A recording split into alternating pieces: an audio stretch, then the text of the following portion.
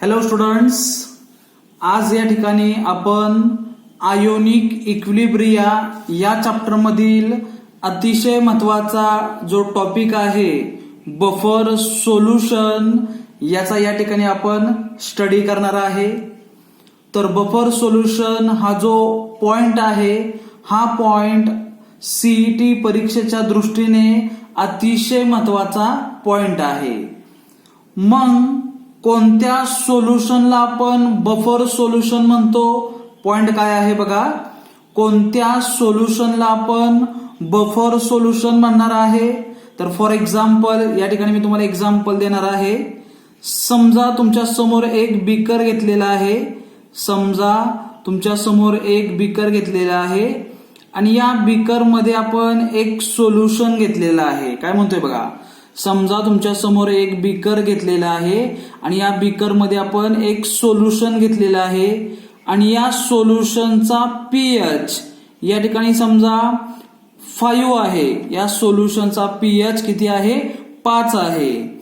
आणि या सोल्युशन मध्ये आपण काय ऍड करणार आहे? तर या सोल्युशन मध्ये आपण स्मॉल क्वांटिटी थोड्या प्रमाणावरती काय ऍड करणार आहे? तर स्ट्रॉंग ऍसिड ऍड करणार आहे। काय म्हणतोय बघा, small amount of strong acid, म्हणजे हे सोल्युशन घेतलेलं आहे आणि या सोल्युशनचा पीएच 5 आहे आणि या सोल्युशन मध्ये आपण स्मॉल अमाउंट थोड्या क्वांटिटीचं काय करणार आहे? स्ट्रॉंग ऍसिड ऍड करणार आहे। मग हे स्ट्रॉंग ऍसिड ऍड केल्यानंतर काय होणार आहे? तर आपल्याला अपेक्षित काय आहे? जर आपण थोड्या प्रमाणामध्ये किंवा small amount strong acid add केल्यानंतर याचा पीएच काय होणार? चेंज होणार आहे। तो पीएच काय होणार आहे? कमी होणार आहे। म्हणजे पीएच 4 होणार आहे, 3 होणार आहे किंवा 2 होणार, म्हणजे पीएच हळूहळू काय होणार? कमी होणार आहे। पण जर स्ट्रॉंग ऍसिड ऍड केल्यानंतर याच्या पीएच मध्ये जर बदल होत नसेल, याचा अर्थ हे जे सोल्युशन आहे हे सोल्युशन स्ट्रॉंग ऍसिड ऍड केल्यानंतर सुद्धा त्याच्या पीएच मध्ये बदल होऊन देत नाही, अशा सोल्युशनला आपण म्हणणार आहे बफर सोल्युशन। काय म्हणणार आहे? बफर सोल्युशन म्हणणार आहे। पुन्हा एकदा सांगतो, बफर सोल्युशन म्हणजे काय? तर बफर सोल्युशन मध्ये तुम्ही small amount strong acid add करा किंवा स्ट्रॉंग बेस ऍड करा, स्ट्रॉंग ऍसिड ऍड करा किंवा स्ट्रॉंग बेस ऍड करा। ऍड केल्यानंतर हे सोल्युशन त्याच्या पीएच मध्ये चेंज होऊन देत नाही, अशा सोल्युशनला आपण काय म्हणणार आहे? बफर सोल्युशन म्हणणार आहे। या ठिकाणी तुम्ही डेफिनेशन पाहू शकता। बफर सोल्युशनची डेफिनेशन काय आहे पहा। Buffer solution is defined as, कोणत्या सोल्युशनला आपण बफर सोल्युशन म्हणणार आहे? Buffer solution is defined as a solution which contain resist drastic changes in pH when a small amount of strong acid or strong base or water is added to it। या डेफिनेशनचा अर्थ असा आहे, buffer solution आपण कशाला म्हणणार आहे?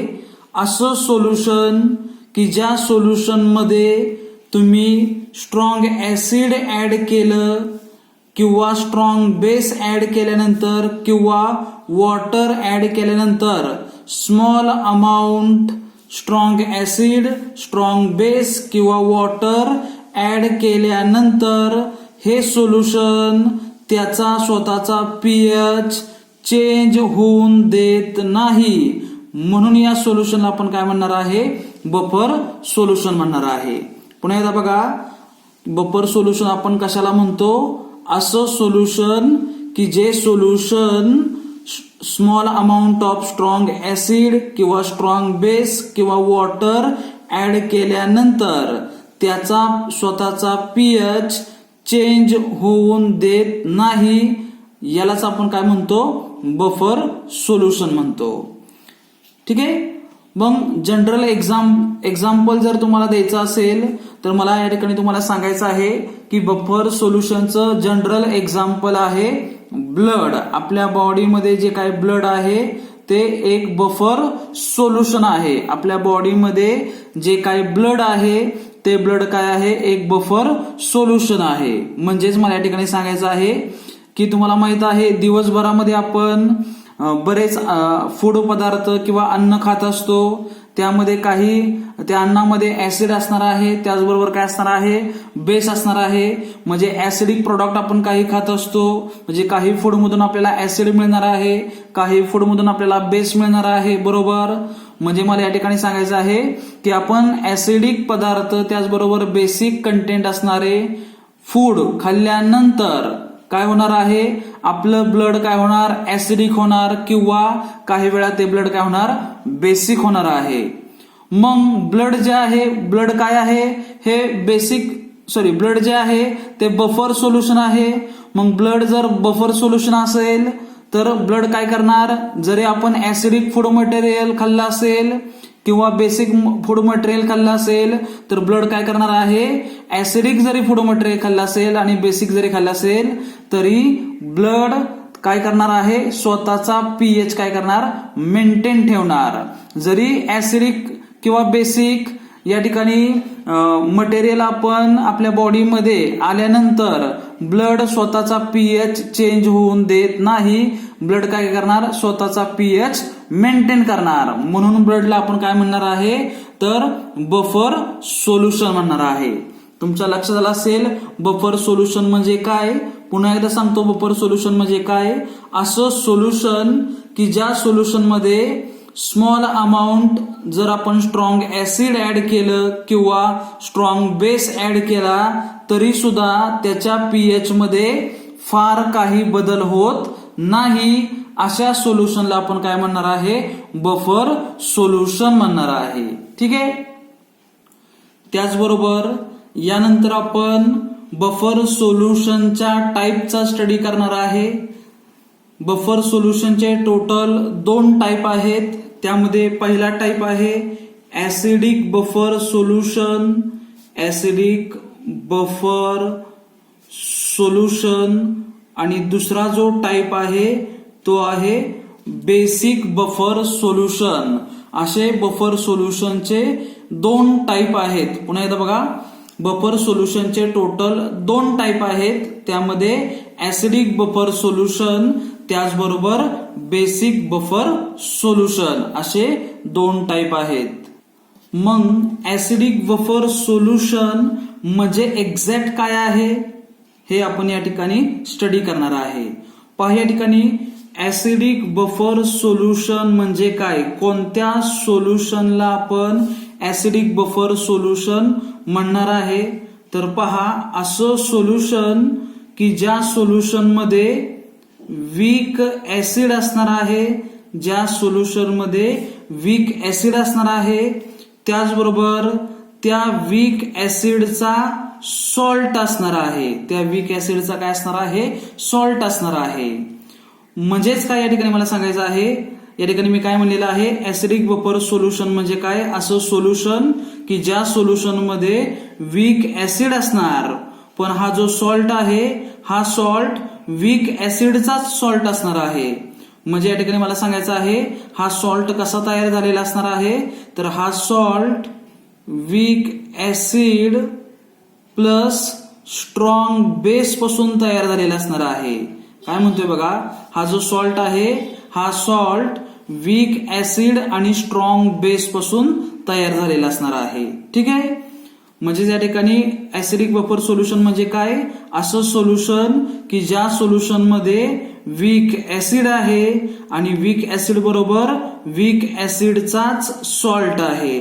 आणि हा सॉल्ट कसा तयार झालेला असणार आहे, तर वीक ऍसिड आणि स्ट्रॉंग बेस पासून तयार झालेला असणार आहे. एक्झाम्पल जर द्यायचं असेल तर या ठिकाणी बघा, एक्झाम्पल वीक ऍसिडचे एक्झाम्पल आपण घेणार आहे CH3COOH. एक्झाम्पल काय आहे, वीक ऍसिड कोणता आहे, ऍसिडिक ऍसिड हे काय आहे, वीक ऍसिड आहे. मग या ठिकाणी एक्झाम्पल काय घेतलं, CH3COOH. आणि सॉल्ट या ठिकाणी आपण घेणार आहे की जो सॉल्ट कशापासून बनलेला आहे, वीक ऍसिड आणि स्ट्रॉंग बेस पासून बनलेला आहे.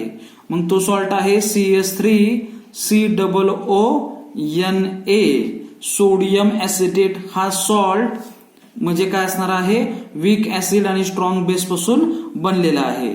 या ठिकाणी तुम्ही पाहू शकता वीक ऍसिड म्हणजे आपण काय घेणार आहे, CH3COOH आणि स्ट्रॉंग बेस घेणार आहे NaOH. स्ट्रॉंग बेस काय घेणार, NaOH घेणार आहे स्ट्रॉंग बेस. मग या दोघांपासून हा सॉल्ट कसा तयार होणार आहे, तर याच्यामधला म्हणजे ऍसिडिक ऍसिड मधला काय घेणार आपण, हायड्रोजन म्हणजे H घेणार आहे. आणि NaOH मधला OH काय तयार होणार आहे, तर H2O तयार होणार. काय तयार होणार, H2O तयार होणार. आणि या हायड्रोजनच्या जागेवरती काय येणार आहे, तर सोडियम येणार आहे. या हायड्रोजनच्या जागेवरती काय, या हायड्रोजन जागेवरती सोडियम येणार. म्हणजे या ठिकाणी सॉल्ट काय तयार होणार, CH3COONA प्लस वॉटर. म्हणजे हा सॉल्ट तयार झाला.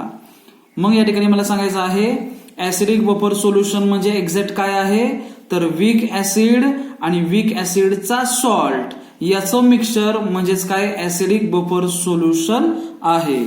मग या ठिकाणी तुम्ही पाहू शकता ऍसिडिक बफर सोल्युशनची डेफिनेशन काय आहे.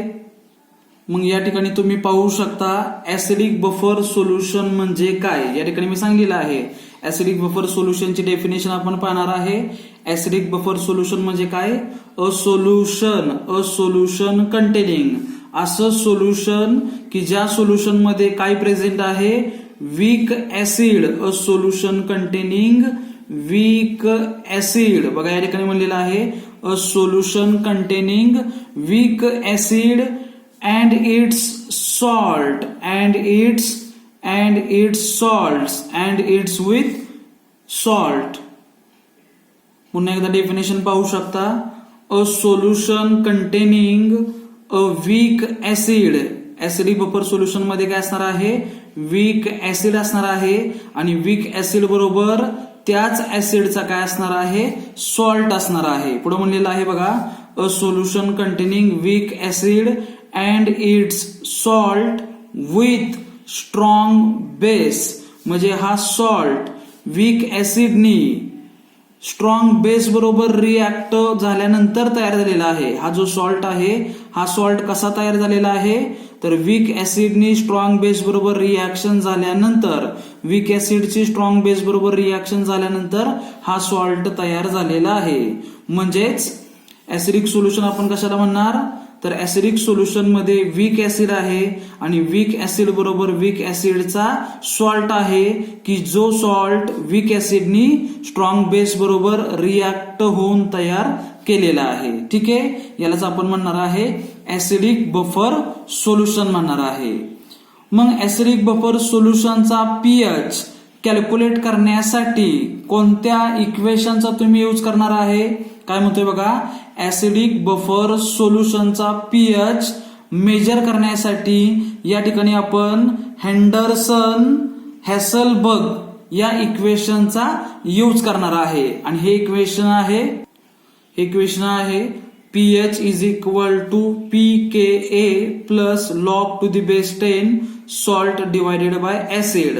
ऍसिडिक सोल्युशनचा पीएच पाहण्यासाठी आपण या इक्वेशनचा यूज करणार आहे.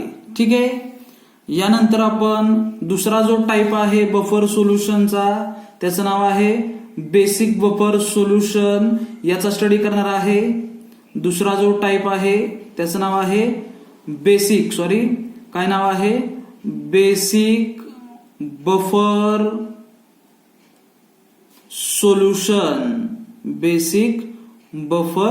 सोल्युशन. मग हा जो दुसरा टाइप आहे बेसिक बफर सोल्युशन म्हणजे काय, तर या ठिकाणी तुम्ही पाहू शकता what is mean by basic buffer solution. कोणत्या सोल्युशनला आपण बेसिक बफर सोल्युशन म्हणणार आहे, तर सिम्पली ऍसिडिक टाइप जो जसा आहे तसाच बेसिक सुद्धा आहे, थोडासा चेंजेस आहे. बेसिक बफर सोल्युशन म्हणजे काय, तर बेसिक बफर सोल्युशन म्हणजेच वीक बेस आहे, वीक बेस आहे आणि वीक बेस प्लस काय घेणार आपण, सॉल्ट घेणार आहे. वीक बेस प्लस काय घेणार, सॉल्ट घेणार आहे. आणि हा जो सॉल्ट आहे हा सॉल्ट वीक बेस पासून तयार झालेला असणार, म्हणजेच वीक बेस याची रिॲक्शन स्ट्रॉंग ऍसिड बरोबर झालेली आहे. काय म्हणतोय बघा, बेसिक बफर सोल्युशन हे कसं तयार झालेलं आहे, तर बेसिक बफर सोल्युशन मध्ये वीक बेस आहे त्याचबरोबर सॉल्ट आहे, वीक बेसचा सॉल्ट आहे. पण हा सॉल्ट कसा तयार झालेला आहे, तर वीक बेसची रिॲक्शन स्ट्रॉंग ऍसिड बरोबर झाल्यानंतर जो सॉल्ट तयार होतो तो सॉल्ट आपण या ठिकाणी घेणार आहे. ठीक आहे. मग या ठिकाणी एक्झाम्पल पहा, वीक बेसचं या ठिकाणी आपण एक्झाम्पल घेणार आहे. वीक बेस म्हणजेच घेणार आहे NH4OH. NH4OH हा काय आहे, वीक बेस आहे. आणि सॉल्ट या ठिकाणी घेणार आहे. आपण सॉल्ट घेत असताना बघा वीक बेस म्हणजे काय घेतलेला आहे, तर वीक बेस म्हणजेच काय घेणार आहे, तर NH4OH घेणार आहे. आणि स्ट्रॉंग ऍसिड घेणार आहे या ठिकाणी HCl. मग वीक बेस आणि स्ट्रॉंग ऍसिड यापासून कोणता सॉल्ट तयार होतो, तर या ठिकाणी तुम्ही पाहू शकता की वीक बेस मधील OH आणि ऍसिड मधील H कंबाईन होणार आणि तयार होणार H2O. तयार काय होणार आहे, H2O तयार होणार आहे. आणि या OH च्या जागेवरती हा Cl येणार आहे. म्हणजे या ठिकाणी कोणता सॉल्ट तयार होणार आहे, तुम्ही या ठिकाणी पाहू शकता कोणता सॉल्ट तयार होणार, तर NH4 आणि OH च्या जागेवरती काय येणार, Cl येणार. म्हणजे काय तयार होणार, NH4Cl हा सॉल्ट तयार होणार आहे. मग या ठिकाणी आपण सॉल्ट काय घेणार, NH4Cl हा सॉल्ट घेणार आहे. मग बेसिक बफर सोल्युशन म्हणजेच काय घेणार आपण, NH4OH प्लस NH4Cl चं मिक्सचर घेणार. यालाच आपण म्हणणार आहे बेसिक बफर सोल्युशन म्हणणार आहे. मग बेसिक बफर सोल्युशनची डेफिनेशन काय आहे, तर या ठिकाणी तुम्ही डेफिनेशन पाहू शकता. What is mean by basic buffer solution. मग या ठिकाणी तुम्ही पाहू शकता बेसिक बफर सोल्युशनची डेफिनेशन काय आहे. बेसिक बफर सोल्युशनची डेफिनेशन काय, a solution containing a weak base. Solution मध्ये काय आहे, तर वीक बेस आहे and its salts. Weak base बरोबर काय आहे, तर सॉल्ट आहे. A solution containing weak base and its salts. आणि हा सॉल्ट कसा तयार झालेला आहे, तर वीक बेस याची रिॲक्शन स्ट्रॉंग ऍसिड बरोबर झाल्यानंतर हा सॉल्ट तयार होणार आहे. म्हणून या ठिकाणी आपण काय म्हणणार बघा, a solution containing a weak base and its salt with strong acid is the basic buffer solution. पुन्हा एकदा बघा, बेसिक बफर सोल्युशन म्हणजे काय, तर basic buffer solution contain weak base and its salt. आणि हा सॉल्ट कसा तयार झालेला आहे, तर वीक बेसची रिॲक्शन स्ट्रॉंग ऍसिड बरोबर झाल्यानंतर जो सॉल्ट तयार होतो त्या सॉल्टची, ते सॉल्ट आणि वीक बेस याचं मिक्सचर म्हणजेच बेसिक बफर सोल्युशन आहे. आणि बेसिक बफर सोल्युशनचा पीएच किंवा POH कॅल्क्युलेट करायचा असेल तर या ठिकाणी आपण हेंडरसन हेसलबर्ग इक्वेशनचा यूज करणार आहे. तर या इक्वेशन थ्रू तुम्ही पीएच किंवा बेसिक सोल्युशनचा POH काय करू शकता, कॅल्क्युलेट करू शकता. ठीक आहे. पुन्हा एकदा आपण बफर सोल्युशन म्हणजे काय रिवाइज करणार आहे. बफर सोल्युशन म्हणजे काय, असं सोल्युशन की ज्या सोल्युशन मध्ये small amount acid, strong acid किंवा स्ट्रॉंग बेस ऍड केल्यानंतर ते सोल्युशन स्वतःचा पीएच चेंज होऊन देत नाही. यालाच आपण म्हणणार बफर सोल्युशन. आणि बफर सोल्युशनचे दोन टाईप आहेत, ऍसिडिक बफर सोल्युशन त्याचबरोबर basic buffer solution. Acidic buffer solution म्हणजे काय, तर acidic buffer solution containing weak acid and its salt. Weak acid plus काय असणार आहे, सॉल्ट असणार आहे. आणि हा सॉल्ट कसा तयार झालेला असणार आहे, तर वीक ऍसिड आणि स्ट्रॉंग बेस यांच्यापासून हा सॉल्ट तयार झालेला असणार आहे. म्हणजे वीक ऍसिडची रिॲक्शन स्ट्रॉंग बेस बरोबर झाल्यानंतर सॉल्ट तयार होणार आहे. आणि हा जो सॉल्ट आहे आणि वीक ऍसिड याचं मिक्सचर म्हणजेच काय, ऍसिडिक बफर सोल्युशन आहे. एक्झाम्पल तुम्ही पाहू शकता. ऍसिडिक बफर सोल्युशन म्हणजे काय, तर ऍसिडिक ऍसिड आणि सोडियम ऍसिटेट याचं मिक्सचर म्हणजेच ऍसिडिक बफर सोल्युशन आहे. आणि हा सॉल्ट कसा तयार झालेला आहे, तर हे वीक ऍसिड आहे आणि हा स्ट्रॉंग बेस आहे. हे वीक ऍसिड आहे आणि हा स्ट्रॉंग बेस आहे. मग यामधील H आणि याच्यामधला OH काय तयार होणार, H2O तयार होणार. आणि सोडियम या हायड्रोजनच्या जागेवरती जाणार आणि सोडियम ऍसिटेट सॉल्ट तयार होणार आहे. आणि या सॉल्टचं आणि ऍसिडिक ऍसिडचं मिक्सचर म्हणजेच ऍसिडिक बफर सोल्युशन आहे.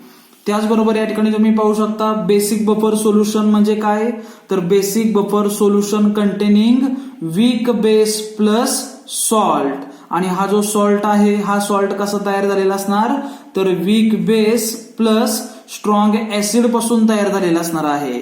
मग या ठिकाणी तुम्ही पाहू शकता वीक बेस आहे NH4OH आणि सॉल्ट आहे NH4Cl.